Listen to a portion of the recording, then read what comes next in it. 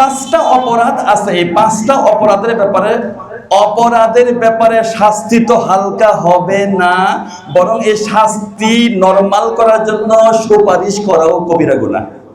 অনুরোধ করা যাবে না, অনুরোধ করাটা কবিরা গুনাহ।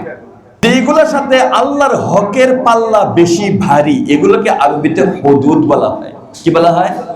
আমার ভাষাটা কঠিন হয়ে যাইতেছে, এরপরেও দেখবেন যে সহজ হয়ে যাবে। এখন একটু কঠিন লাগতেছে, যে একটা আইনি বিষয় লাগে, কিন্তু দেখবেন যে একটু পরে সহজ হয়ে যাবে, দেখবেন যে সহজে বুঝে আসছে।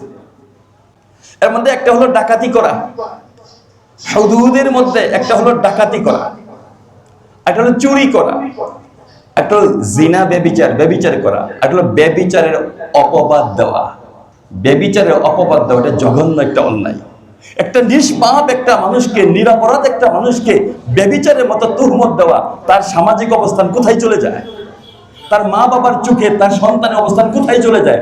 আসলে সেই এই অপরাধী না। এই জন্য ব্যভিচারের ব্যাপারে অপবাদ দেওয়া এটা হলো হুদুদের শাস্তির মধ্যে একটা শাস্তি। এই চারটা শাস্তি আল্লাহ তাআলা কোরআনে ঘোষণা করছেন। কোথায় ঘোষণা করছেন?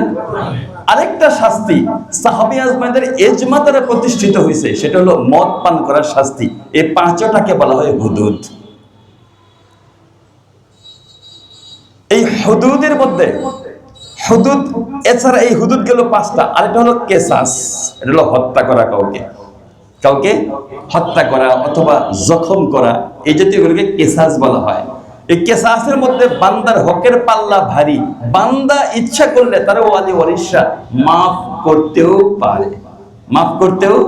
পারে, সর্বশেষ সে মাফ করতেও পারে। কিন্তু প্রথম পাঁচটার মধ্যে একটা, যেটা 1 নাম্বার ডাকাতি করা, 2 নাম্বার হলো চুরি করা, 3 নাম্বার হলো জিনা বা ব্যভিচার করা, 4 নাম্বার হলো ব্যভিচারের অপবাদ দেওয়া, 5 নাম্বার হলো মদ পান করা।